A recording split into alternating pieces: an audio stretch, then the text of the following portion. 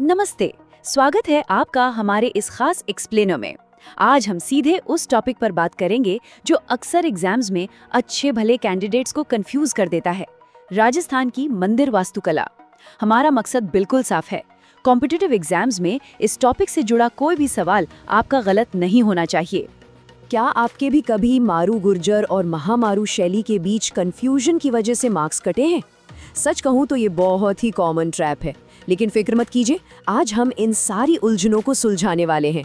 हम historical timeline, बनावट के तरीके और सबसे ज़्यादा पूछे जाने वाले उन अपवादों को डिकोड करेंगे जहां एग्जामिनर अक्सर आपको फंसाने की कोशिश करते हैं। आज का हमारा रोड मैप कुछ इस तरह रहेगा।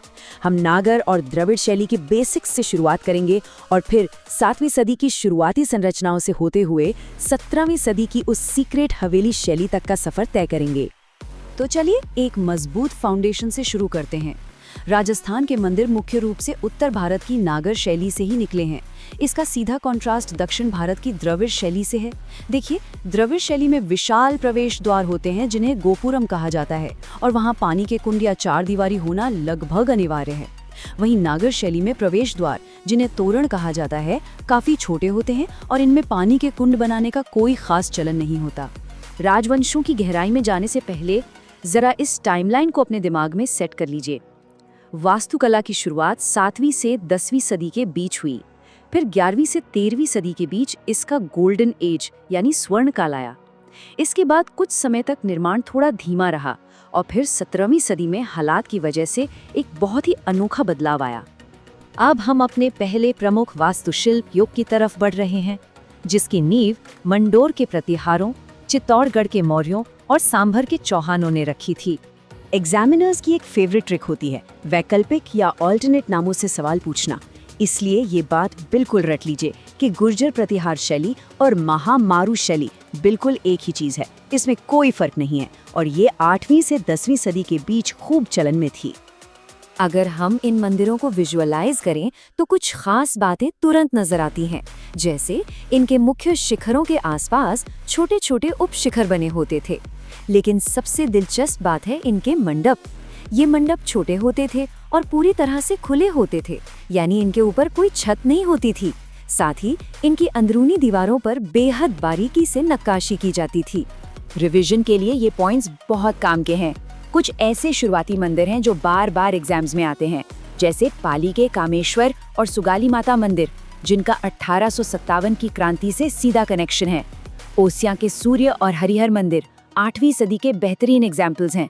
और हाँ, जसनगर और पारानगर के नीलकंठेश्वर मंदिरों को उनके अनोखे गोल स्तंभों की वजह से जरूर याद रखिएगा। और अगर इस दौर के मास्टरपीस की बात करें तो वो है बाड़मेर के किराड़ू का सोमेश्वर मंदिर। इसे राजस्थान का खजुराहो भी कहा जाता है। 10वीं शताब्दी के अंत में परमार शासकों ने इसे बनवाया था और सच कहूँ तो ये भव्य मंदिर गुर्जर प्रतिहार शैली का अंतिम और सबसे शानदार रूप है। चलिए अब टाइम में थोड़ा और आगे चलते हैं और 11वीं से 13वीं सदी के उस दौर को देखते हैं जिसे राजस्थान में मंदिर वास्तुकला का स्वर्ण युग माना जाता है। यहाँ फिर से एक नाम का खेल है। मारू गुर्जर शैली ही वास्तव में सोलंकी शैली है। इसे अपने नोट्स में हाईलाइट कर लीजिए। यही वो शैली है जिसने मंदिर निर्माण की कला को एक अलग ही लेवल पर पहुंचा दिया था। इस शैली की पहचान कैसे करें? पिछले दौर के मंदिर जमीन के स्तर पर बनते थे, लेकिन सोलंकी मंदिर एक ऊंची पीठिका यानी ऊंचे चबूतरे पर बनाए जाते थे।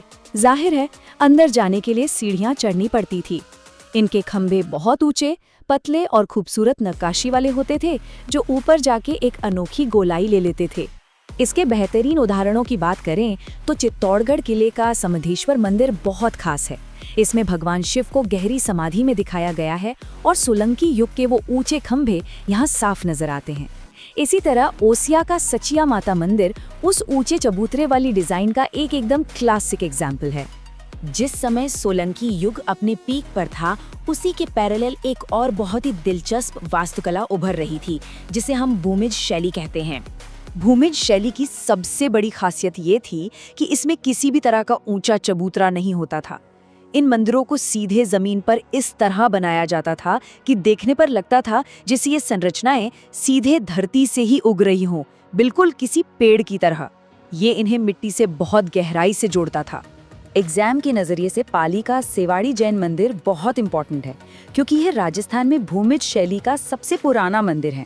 इसके अलावा बारा का भंड देवरा, जिसे हाड़ुती का खजुराहो कहते हैं, और बिजौलिया का उंडेश्वर मंदिर, जिसका शिवलिंग काफी गहराई यानी ऊंडा स्थित है, ये भी इसी शैली के शानदार उदाहरण हैं।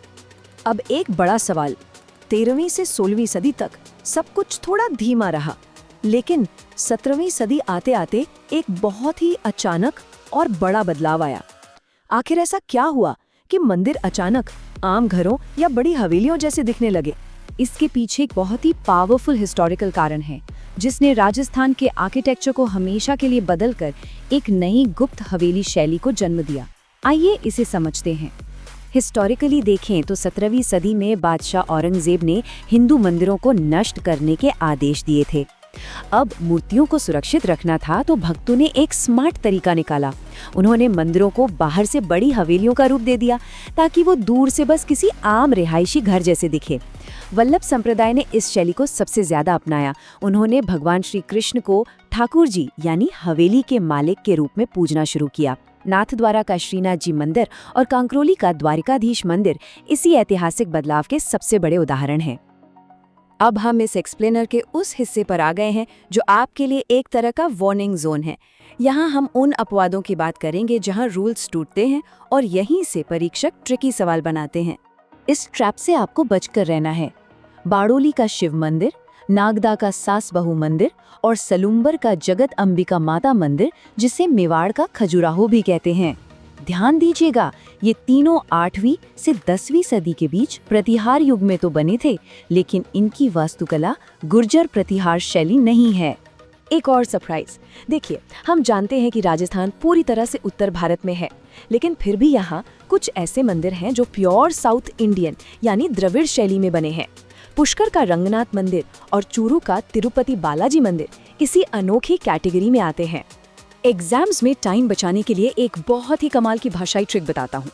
अगर किसी मंदिर के नाम के आखिर में ईश्वर या एश्वर लगा हो, जैसे सोमेश्वर, नीलकंठेश्वर या उंडेश्वर, तो आप आंख बंद करके टिक लगा सकते हैं कि वो मंदिर भगवान शिव को समर्पित है। ये छोटी सी ट्रिक MCQ में बहुत काम आती है। तो हमने देखा कि कैसे हवा में ऊंचे उठते खुले शिखरों से लेकर खुद को बचाने के लिए बंद हवेलियों में बदल जाने तक वास्तुकला ने हालात के हिसाब से खुद को हमेशा ढाला है।